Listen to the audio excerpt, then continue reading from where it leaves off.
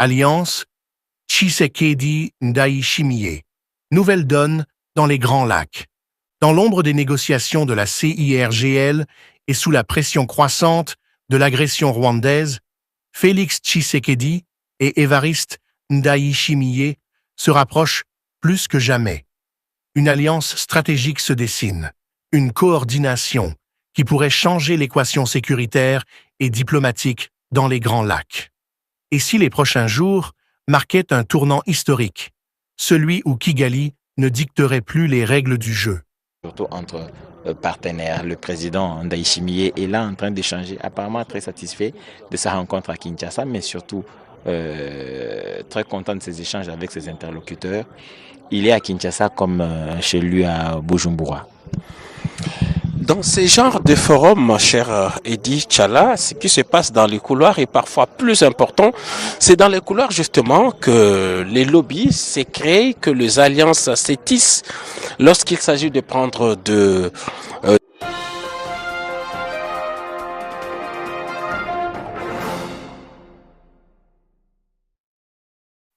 Chers auditeurs d'Africa Flash, bonjour, bon après-midi ou bonsoir, où que vous soyez à travers le monde, merci de revenir une fois de plus pour cette édition spéciale consacrée à un moment clé dans la géopolitique des Grands Lacs. Restez avec nous, ne partez pas. Laissez-nous vous emmener au cœur d'une séquence diplomatique majeure, un épisode qui pourrait bien redéfinir l'équilibre stratégique d'une région qui n'a cessé de vaciller sous les assauts répétés d'ambitions prédatrices et de crises nourries par des calculs cyniques. Aujourd'hui, nous revenons sur cette rencontre aussi symbolique que déterminante entre le président de la République démocratique du Congo, Félix Antoine Tshisekedi Tshilombo, et son homologue burundais, le général Évariste Ndayishimiye, président de la République du Burundi.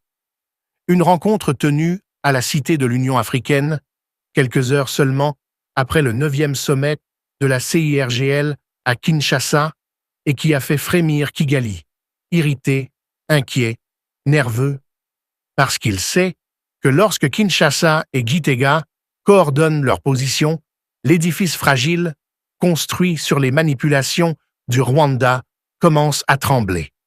Les images qui circulent depuis cette réunion ne trompent pas. Deux chefs d'État, solides, sereins, conscients de leurs responsabilités dans une région qui ne peut plus supporter l'instrumentalisation du chaos, posent côte à côte, déterminés à avancer. Et bien sûr, comme toujours, les échos en provenance des médias alignés sur le régime de Paul Kagame à Kigali n'ont pas tardé. On accuse, on insinue, on interprète de manière toxique. Selon eux, une telle proximité entre Tshisekedi et Ndayishimiye ne peut être que complot contre Kigali. On ressort les mêmes accusations absurdes, les mêmes rengaines paranoïaques, comme si le Burundi n'était pas présent en RDC sur invitation officielle du gouvernement congolais. Car oui, rappelons-le clairement à nos auditeurs, l'armée burundaise, les forces de défense nationales du Burundi sont en terre congolaise pour une mission légale, bilatérale, convenue, inscrite dans plusieurs accords signés entre les deux nations. Elles n'ont rien à voir avec la présence illégale, agressive, meurtrière des troupes RDF et des mercenaires soutenus par Kigali sous l'étiquette mensongère de M23. C'est précisément cette différence fondamentale qui dérange le régime de Kagame. Le Burundi agit avec transparence, sous mandat d'amitié et de coopération. Le Rwanda, lui, agit dans l'ombre, viole la souveraineté d'un État voisin, pille les ressources, finance et arme un groupe insurgé, manipulé, tout en prétendant être un acteur constructif. Mais l'heure des masques est passée. La communauté internationale, longtemps hésitante, voit désormais les choses avec plus de clarté. Et dans ce contexte, la rencontre entre Tshisekedi et Ndayishimiye revêt une dimension stratégique majeure. L'entretien entre les deux chefs d'État s'est déroulé en 2 temps. Un tête-à-tête de 30 minutes, puis une séance élargie à leurs collaborateurs. Cette forme n'est jamais anodine. Lorsque des dirigeants s'isolent d'abord, c'est pour aborder les sujets les plus sensibles, ceux qui nécessitent franchise, discrétion et confiance mutuelle. Et tout indique que Tshisekedi et Ndayishimiye, aujourd'hui, partagent la même lecture de la situation. Le Rwanda est devenu un facteur de déstabilisation structurelle, un acteur dont les ambitions hégémoniques sapent les efforts de la CIRGL, de l'Union africaine et des nations voisines. Face à cela, la RDC et le Burundi n'ont pas seulement l'obligation morale, mais l'obligation stratégique de coordonner leurs actions. Les deux hommes l'ont compris depuis longtemps. Mais aujourd'hui, la conjoncture exige une accélération.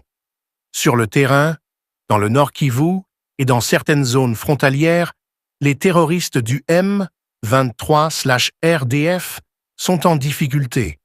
Les pertes qu'ils essuient sont lourdes, répétées, et même si Kigali tente toujours de maquiller ses revers par des narratifs fabriqués, les faits sont têtus. Les offensives menées par les FARDC, appuyées par les patriotes de la défense locale et les forces partenaires légalement présentes, ne cessent d'éroder les capacités opérationnelles du mouvement. La dynamique est en train de tourner et Kigali le sait. Voilà pourquoi tout rapprochement entre Tshisekedi et Ndayishimiye l'irrite profondément, parce qu'il menace ce qui lui reste d'influence sur le terrain. Mais au-delà de la dimension militaire, la rencontre de Kinshasa a pris un tournant diplomatique important, avec la signature d'un mémorandum d'entente dans le domaine agricole. Certains pourraient croire que l'agriculture n'a rien à voir avec la sécurité, mais ce serait ignorer l'essence même des conflits dans les Grands Lacs. Ici, la stabilité passe par le développement, la souveraineté alimentaire, l'intégration économique régionale. En renforçant la coopération agricole, recherche agronomique, formation d'experts, lutte contre les maladies des cultures, agro-industrie, projets conjoints, Kinshasa et Gitega posent les bases d'une alliance durable, multidimensionnelle, qui dépasse les seules urgences sécuritaires. Ils montrent qu'ils pensent à long terme, qu'ils préparent un futur où l'économie remplacera la guerre, où la production remplacera la prédation, où la coopération remplacera la manipulation. Ce MOU agricole n'est pas isolé. Il s'ajoute à une longue liste d'accords déjà signés, notamment dans les secteurs transfrontaliers, commerciaux, de la mobilité. Les deux pays accélèrent, donnent une impulsion politique forte à des projets qui étaient en attente. Cela signifie que les deux gouvernements ne se contentent plus de paroles. Ils structurent, institutionnalisent, scellent une amitié qui devient un véritable pilier régional. Le Rwanda le sait, et c'est précisément ce qui l'inquiète. Sur le plan régional, Tshisekedi et Ndayishimiye préparent également les prochaines échéances de la CIRGL.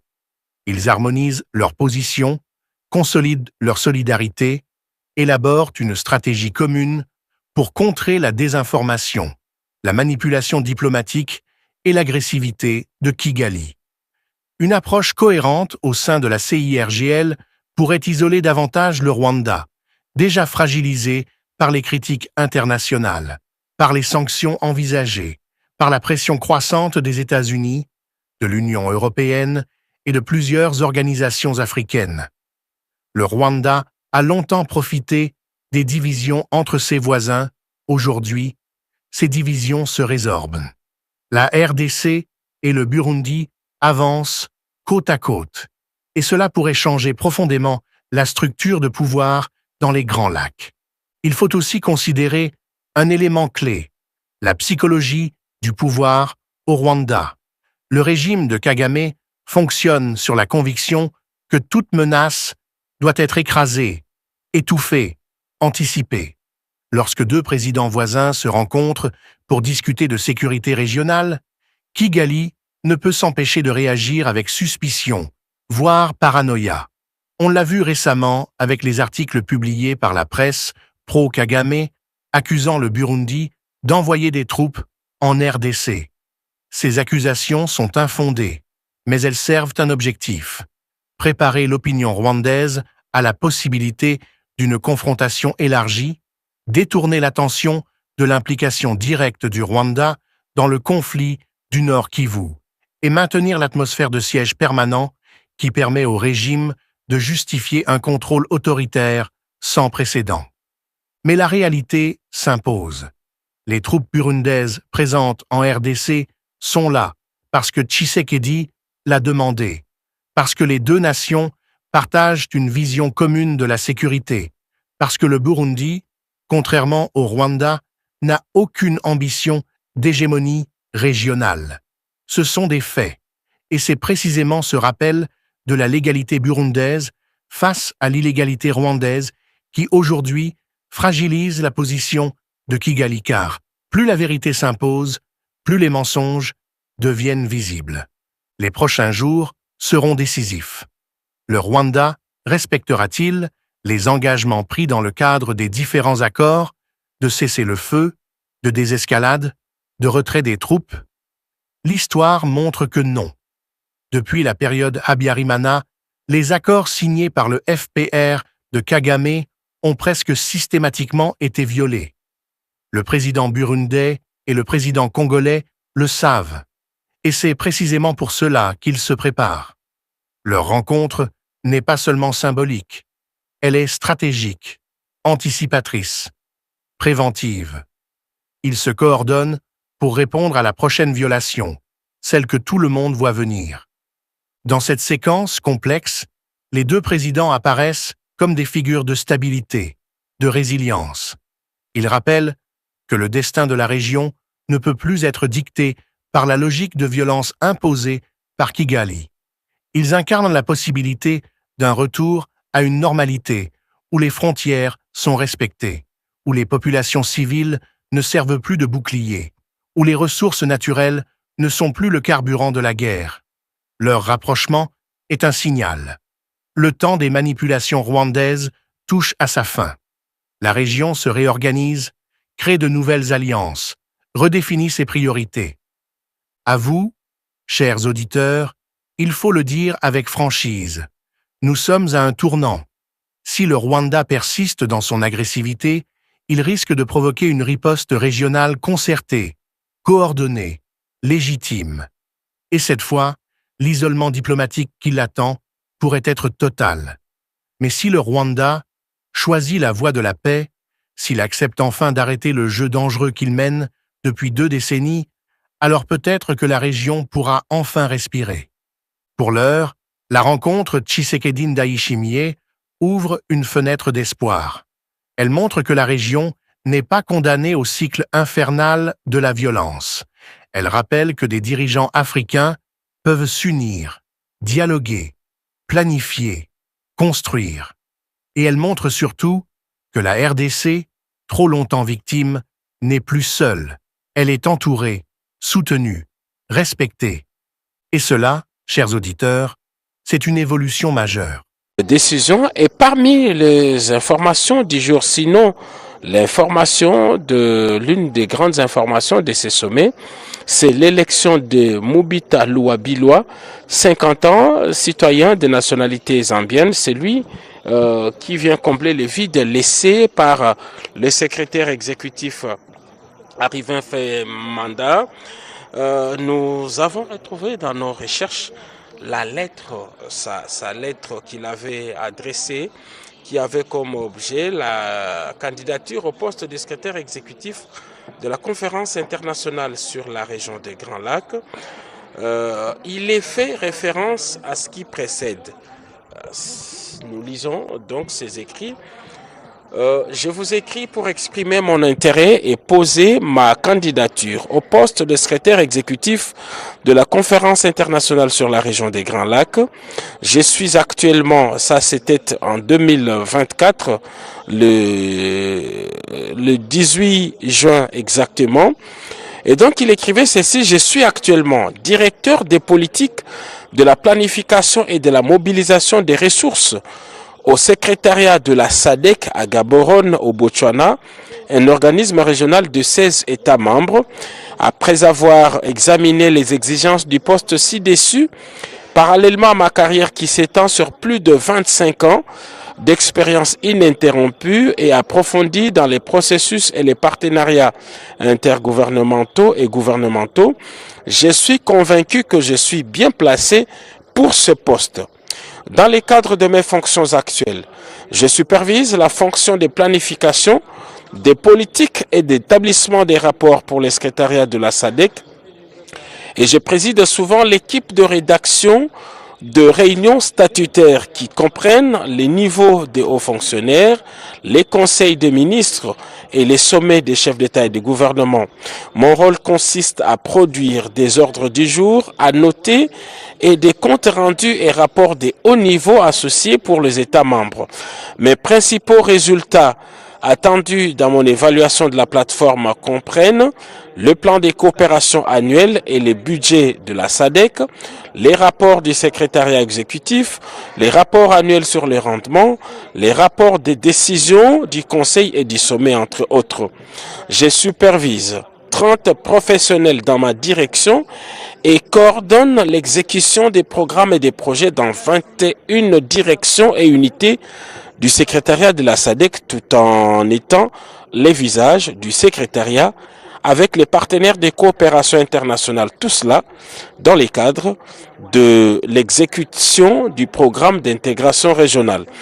Dans la même lettre, je poursuis, le secrétaire exécutif disait ceci: mes réalisations dans les cadres de mes fonctions actuelles au secrétariat de la SADC sont évidentes et comprennent une visibilité et un engagement accru auprès de chefs d'État et de gouvernement, des ministres et des hauts fonctionnaires du gouvernement, une base des ressources diversifiées et accrues et un aspect de groupe de réflexion amélioré du secrétariat de la SADC, un système de gestion des projets amélioré et un système de gestion institutionnalisé axé sur les résultats et les systèmes de tableaux de bord prospectifs.